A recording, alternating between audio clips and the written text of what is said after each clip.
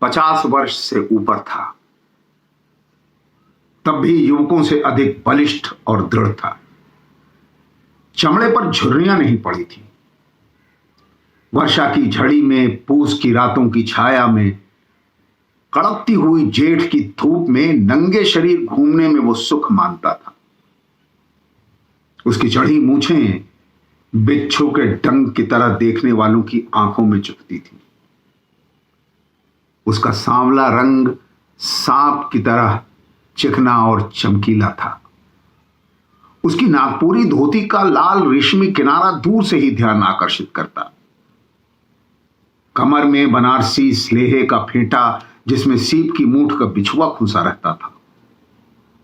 उसके घुंघराले बालों पर सुनहले पल्ले के साफे का छोर उसकी चौड़ी पीठ पर फैला रहता। ऊंचे कंधे पर टिका हुआ चौड़ी थार का कांसा, ये थी उसकी धज। पंजों के बल जब वो चलता तो उसकी नसें चटाचट बोलती थी। वो गुंडा था। ईसा की 18वीं शताब्दी के अंतिम भाग में वही काशी नहीं रह गई थी। समस्त न्याय और बुद्धिवाद को शस्त्र बल के सामने झुकते देखकर काशी के विच्छिन्न और निराश नागरिक जीवन ने एक नवीन संप्रदाय की सृष्टि की। वीरता जिसका धर्म था, अपनी बात पर मिटना, सिंह वृत्ति से जीविका ग्रहण करना, प्राण भिक्षा मांगने वाले कायरों तथा चोट खाकर गिरे हुए प्रतिद्वंदी पर शस्त्र न उठाना, सताए निर्बलों को सहायता देना और प्रत्येक क्षण प्राणों को हथेली पर लिए घूमना उसका बाना था। लोग उन्हें काशी में गुंडा कहते थे। किसी मानसिक चोट से घायल होकर एक प्रतिष्ठित जमींदार का पुत्र होने पर भी ननकू सिंह गुंडा हो गया था। दोनों हाथों से उसने अपनी संपत्ति लुटाई। ननकू सिंह ने बहुत सा रुपया खर्च करके जैसा स्वांग खेला था, उसे काशी वाले बहुत दिनों तक भूल नहीं सके। प्रायः बनारस के बाहर की हरियालियों में, अच्छे पानी वाले कुओं पर, गंगा की धार में मचलती हुई डोंगी पर वो दिखलाई पड़ता था। कभी कभी जुआ खाने से निकलकर जब वो चौक में आ जाता तो काशी की रंगीली वेश्याएं मुस्कुराकर उसका स्वागत करती और उसके दृढ़ शरीर को सस्पृह देखती। वो तमोली की दुकान पे ही बैठकर उनके गीत सुनता, ऊपर कभी नहीं जाता। जुए की जीत का रुपया मुट्ठियों में भर भर कर उनकी खिड़की में वो इस तरह उछालता कि कभी कभी समाजी लोग अपना सिर सहलाने लगते, तब वो ठठाकर हंस देता। जब कभी लोग कोठे के ऊपर चलने के लिए कहते तो वो उदासी की सांस खींचकर चुप हो जाता। वो अभी बंसी के जुआ खाने से निकला था। आज उसकी कौड़ी ने साथ न दिया। 16 परियों के नृत्य में उसका मन न लगा। मन्नो तमोली की दुकान पर बैठते हुए उसने कहा, आज शायद अच्छी नहीं रही मन्नू। क्यों मालिक, चिंता किस बात की है? हम लोग किस दिन के लिए हैं? सब आप ही का तो है। अरे बुद्धू, तुम बुद्धू ही रहे। ननकू सिंह जिस दिन किसी से लेकर जुआ खेलने लगे उस दिन समझना वो मर गए। तुम जानते नहीं कि मैं जुआ खेलने कब जाता हूं? जब मेरे पास एक पैसा नहीं होता। उस दिन नाल पर पहुंचते ही जिधर बड़ी ढेरी रहती है उसी को बदता हूं, और फिर वो आता भी है। बाबा कीना राम का वरदान है। तब आज क्यों मालिक? पहला दांव तो आया ही, फिर 2-4 हाथ बदने के बाद सब निकल गया। तब भी लो, ये 5 रुपए बचे हैं। 1 रुपया तो पान के लिए रख लो और 4 दे दो मलुकी कत्थक को। कह दो कि दुलारी से गाने के लिए कह दे। हाँ, वही एक गीत, बिलम विदेश रहे। फिर ननकू सिंह की बात सुनकर बैठे रहना और यम को न्योता देना एक ही बात थी। मलूकी ने जाकर दुलारी से कहा, अरे हम ठेका लगा रहे हैं, तुम गाओ, तब तक बल्लू सारंगी वाला पानी पीकर आता है। बाप रे, कोई आफत आई है क्या बाबू साहब, सलाम, कहकर दुलारी ने खिड़की से मुस्कुराकर झांका था कि ननकू सिंह उसके सलाम का जवाब देकर दूसरे आने वाले को देखने लगे। हाथ में हरौती की पतली सी छड़ी, आंखों में सुरमा, मुंह में पान, मेहंदी लगी हुई लाल दाढ़ी जिसकी सफेद जड़ साफ दिखलाई पड़ रही थी, कुब्बेदार टोपी, छकलिया अंगरखा और साथ में लैसदार परत वाले दो सिपाही। कोई मौलवी साहब हैं? ननकू हंस पड़ा। ननकू की ओर देखे बिना मौलवी ने एक सिपाही से कहा, जाओ दुलारी से कह दो कि आज रेजिडेंट साहब की कोठी पर मुजरा करना होगा, अभी चले। देखो तब तक हम जान अली की दुकान से इत्र ले रहे हैं। सिपाही ऊपर चढ़ रहा था और मौलवी दूसरी ओर चले थे कि ननकू ने ललकार कर कहा, दुलारी, हम कब तक यहां बैठे रहें? क्या अभी सारंगिया नहीं आया? दुलारी ने कहा, बाबू साहब, आप ही के लिए तो मैं यहां बैठी हूं, सुनिए ना, आप तो कभी ऊपर। मौलवी जल उठा। उसने कड़क कर कहा, चौबदार, अभी वो सुअर की बच्ची उतरी नहीं, जाओ कोतवाल के पास मेरा नाम लेकर कहो कि मौलवी अलाउद्दीन कोबरा ने बुलाया है, आकर उसकी मरम्मत करे। देखता हूं जब से नवाबी गई है इन काफिरों की मस्ती बढ़ गई है। कुबरा मौलवी, बाप रे, इसी मौलवी ने तो महाराज चेत सिंह से 3.5 सेर चींटी के सिर का तेल मांगा था। मौलवी अलाउद्दीन कुबरा। बाजार में हलचल मच गई।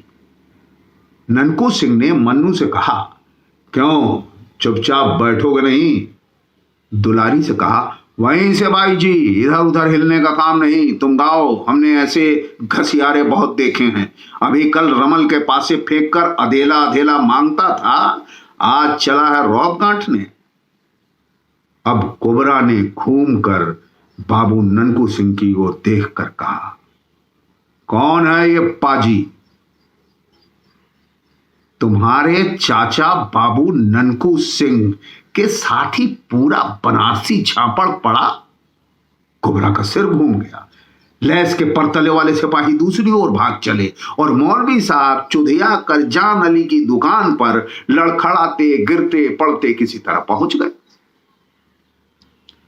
जान अली ने मौलवी से कहा, मौलवी साहब, भला आप भी उस गुंडे के मुंह लगने गए, ये तो कहिए कि उसने गणासा नहीं तौल दिया। कोबरा के मुंह से बोली नहीं निकल रही थी। उधर दुलारी गा रही थी, बिलम विदेश रहे। गाना पूरा हुआ, कोई आया गया नहीं। तब ननकू सिंह धीरे धीरे टहलता हुआ दूसरी ओर चला गया। थोड़ी देर में एक डोली रेशमी पर्दे से ढकी हुई आई, साथ में एक चौबदार था। उसने दुलारी को राजमाता पन्ना की आज्ञा सुनाई। दुलारी चुपचाप डोली पर जा बैठी। डोली धूल और संध्या काल के धुएं में भरी हुई बनारस की तंग गलियों से होकर शिवालय घाट की ओर चली। श्रावण का अंतिम सोमवार था। राजमाता पन्ना शिवालय में बैठकर पूजन कर रही थी। दुलारी बाहर बैठी कुछ अन्य गाने वालियों के साथ भजन गा रही थी। आरती हो जाने पर फूलों की अंजलि बिखेर कर पन्ना ने भक्ति भाव से देवता के चरणों में प्रणाम किया। फिर प्रसाद लेकर बाहर आते हुए उन्होंने दुलारी को देखा। दुलारी खड़ी होकर हाथ जोड़ते हुए कहा, मैं पहले ही पहुंच जाती, क्या करूं? वो कुबरा मौलवी निगोड़ा आकर रेजिडेंट की कोठी पर ले जाने लगा। घंटों इसी झंझट में बीत गया सरकार। कुबरा मौलवी, जहां सुनती हूं उसी का नाम। सुना है कि उसने यहां भी आकर कुछ। फिर न जाने क्या सोचकर बात बदलते हुए पन्ना ने कहा, हां, तब फिर क्या हुआ? तुम कैसे यहां आ सकी? बाबू ननकू सिंह उधर से आ गए। मैंने कहा, सरकार की पूजा पर मुझे भजन गाने जाना है और ये जाने नहीं दे रहा। उन्होंने मौलवी को ऐसा झापड़ लगाया कि उसकी हेकड़ी भूल गई और तब जाकर मुझे किसी तरह यहां आने की छुट्टी मिली। कौन बाबू ननकू सिंह? दुलारी ने सिर नीचा करके कहा, अरे सरकार को क्या नहीं मालूम? बाबू निरंजन सिंह की लड़की। अरे उस दिन जब मैं बहुत छोटी थी, आपकी बारी में झूला झूल रही थी, जब नवाब का हाथी बिगड़ कर आ गया था। अरे बाबू निरंजन सिंह के कुंवर बाबू ननकू सिंह ने ही तो उस दिन हम लोगों की रक्षा की थी। राजमाता का मुख उस प्राचीन घटना को स्मरण करके न जाने क्यों विवर्ण हो गया। फिर अपने को संभाल कर उन्होंने पूछा, तो बाबू ननकू सिंह उधर कैसे आ गए? दुलारी ने मुस्कुराकर सिर नीचा कर लिया। दुलारी राजमाता पन्ना के पिता की जमींदारी में रहने वाली वेश्या की लड़की थी। उसके साथ ही कितनी बार झूले हिंडोले अपने बचपन में पन्ना झूल चुकी थी। बचपन से ही गाने में सुरीली थी, सुंदरी होने पर चंचल भी थी। पन्ना जब काशी राज की माता थी, तब दुलारी काशी की प्रसिद्ध गाने वाली थी। राजमाता पन्ना का वैधव्य सर, दीप्त शांत मुखमंडल कुछ मलिन सा हो गया। राजा बलवंत सिंह द्वारा बलपूर्वक रानी बनाए जाने के पहले की एक संभावना को सोचने लगी। सो भी बाबू ननकू सिंह का नाम सुन लेने पर गेंदा मुंह लगी दासी थी। वो पन्ना के साथ उस दिन से है जिस दिन से पन्ना बलवंत सिंह की प्रेसी हुई। राज्य भर का अनुसंधान उसी के द्वारा मिला करता और उसे न जाने कितनी जानकारी भी थी। उसने दुलाई का रंग उखाड़ने के लिए कुछ कहना आवश्यक समझा। महारानी, ननकू सिंह अपनी सब जमींदारी, स्वांग, भैंसों की लड़ाई, घुड़दौड़ और गाने बजाने में उड़ाकर अब डाकू हो गया है। जितने खून होते हैं सब में उसी का हाथ होता है। जितनी उसे रोककर दुलारी ने कहा, यह झूठ है। बाबू साहब के ऐसा धर्मात्मा तो कोई है ही नहीं। कितनी विधवाएं उनकी दी हुई धोती से अपना तन ढकती हैं, कितनी लड़कियों की शादी ब्याह होती है, कितने सताए लोगों की उनके द्वारा रक्षा होती है। रानी पन्ना के हृदय में एक तरलता उद्वेलित हुई। उन्होंने हंसकर कहा, दुलारी, वे तेरे यहां आते हैं ना, इसी से तू उनकी बड़ाई। नहीं सरकार, शपथ खाकर कहती हूं कि बाबू ननकू सिंह ने आज तक कभी मेरे कोठे पर पैर भी नहीं रखा है। राजमाता न जाने क्यों इस अद्भुत व्यक्ति को समझने के लिए चंचल हो उठी थी। तब भी उन्होंने दुलारी को आगे कुछ न कहने के लिए तीखी दृष्टि से देखा। वो चुप हो गई।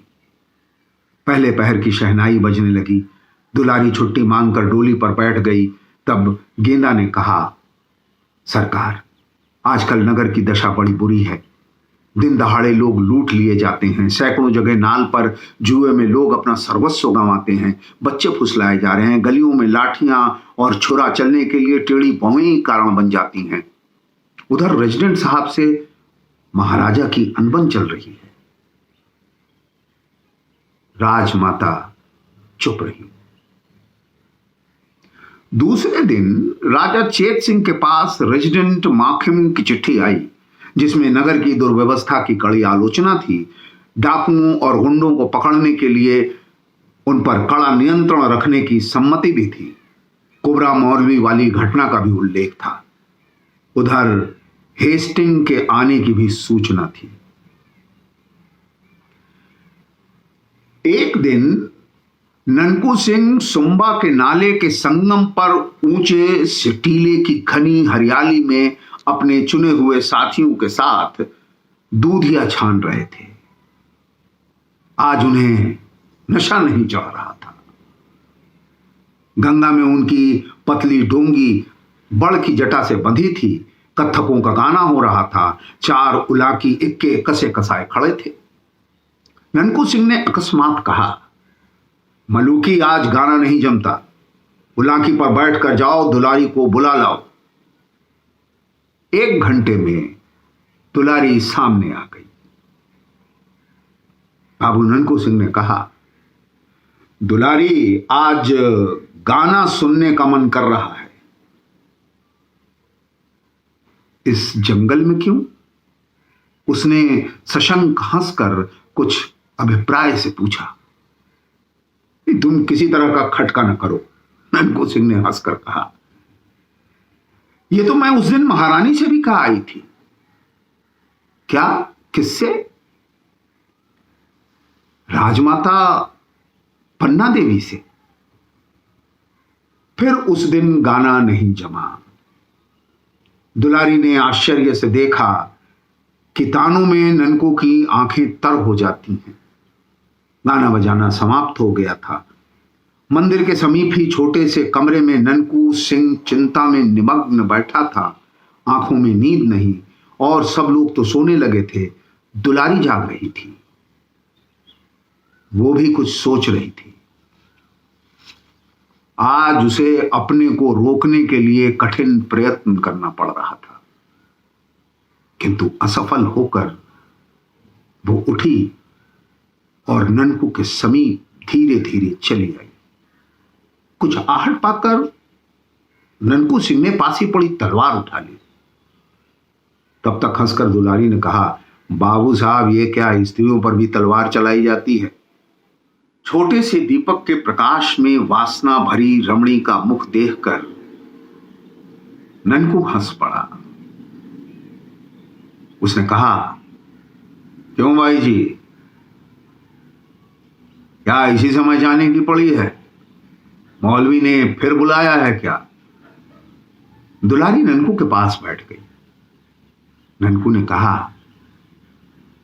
क्या तुमको डर लग रहा है? नहीं, मैं कुछ पूछने आई हूं। क्या?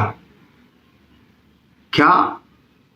यही कि कभी तुम्हारे हृदय में, उसे न पूछो दुलारी, हृदय को बेकार ही समझकर तो उसे हाथ में लिए फिर रहा हूं। कोई कुछ कर देता, कुचलता, चीरता, उछालता, मर जाने के लिए सब कुछ तो करता हूं, पर मरने नहीं पाता। मरने के लिए भी कहीं खोजने जाना पड़ता है। आपको काशी का हाल क्या मालूम, न जाने घड़ी भर में क्या हो जाए। उलट पुलट होने वाला है।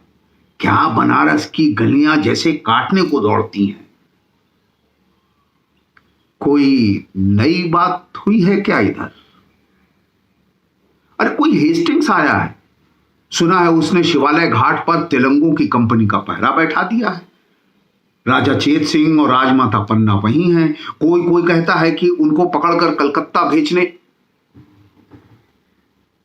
क्या पन्ना भी, रनिवास भी वहीं है? ननकू सिंह अधीर हो उठा।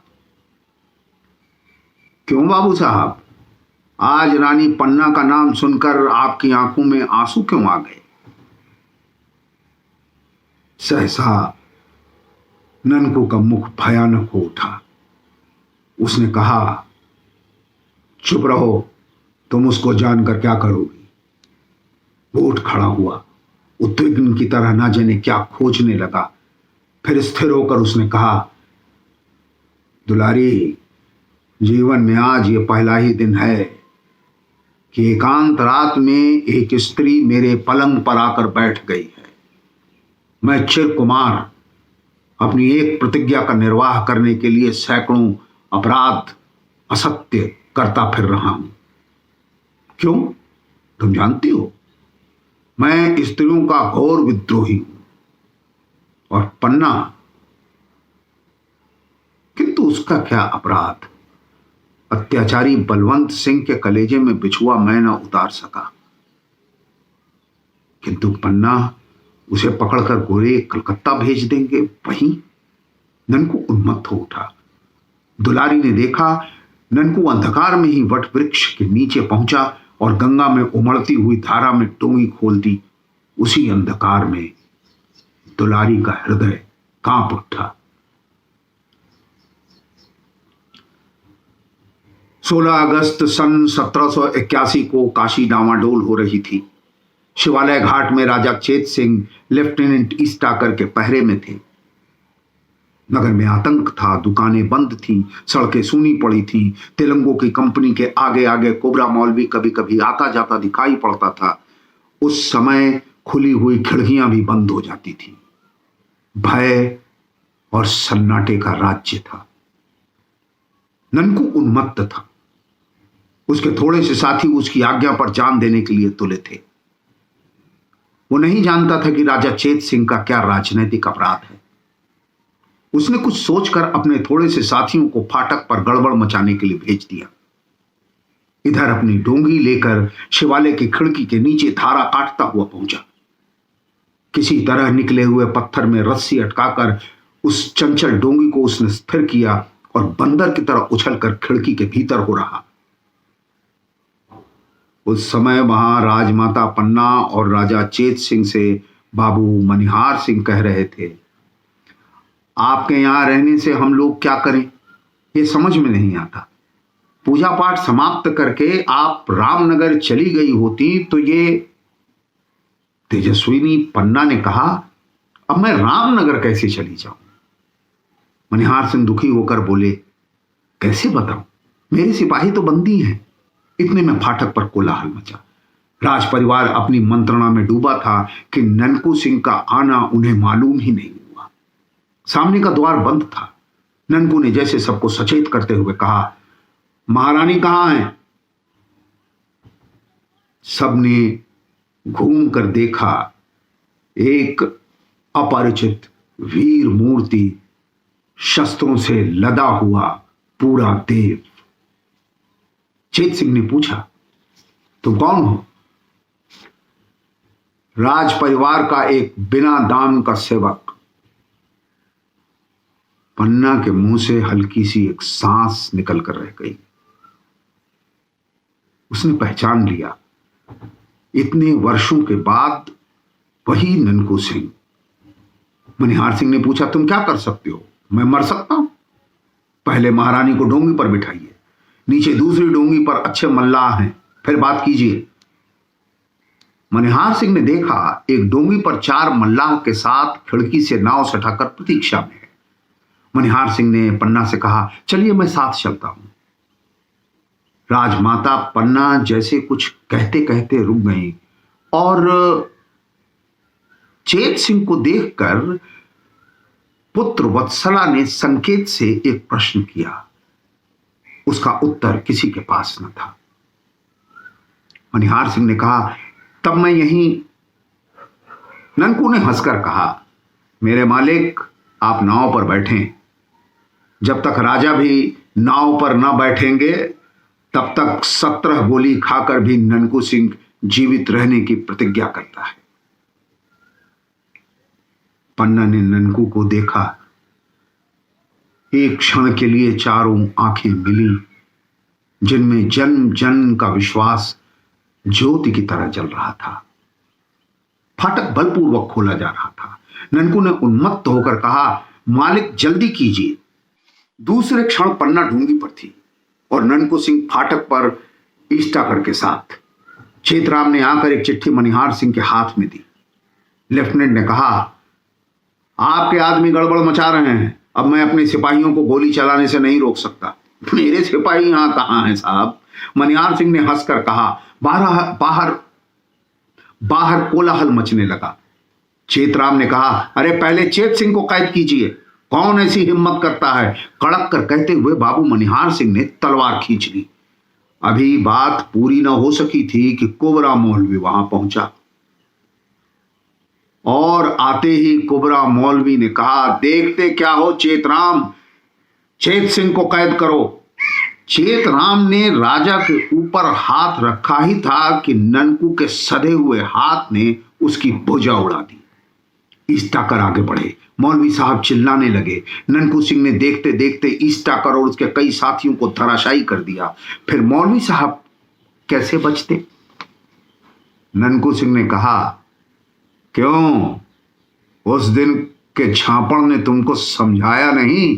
पाजी कहकर ऐसा साफ जनेवा मारा कि कोबरा ढेर हो गया। कुछ ही क्षणों में यह भीषण घटना हो गई जिसके लिए अभी कोई प्रस्तुत न था। ननकू सिंह ने ललकार कर चेत सिंह से कहा, आप देखते क्या हैं, उतरिए डोंगी पर। उसके घावों से रक्त के फुहारे छूट रहे थे। उधर फाटक से तिलंगे भीतर आने लगे थे। चेत सिंह ने खिड़की से उतरते हुए देखा कि 20 तिलंगों की संगीनों में वो अविचल खड़ा होकर तलवार चला रहा है।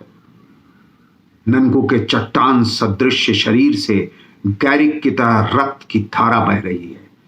गुंडे का एक एक अंग कटकर वहीं गिरने लगा। वो काशी का गुंडा था।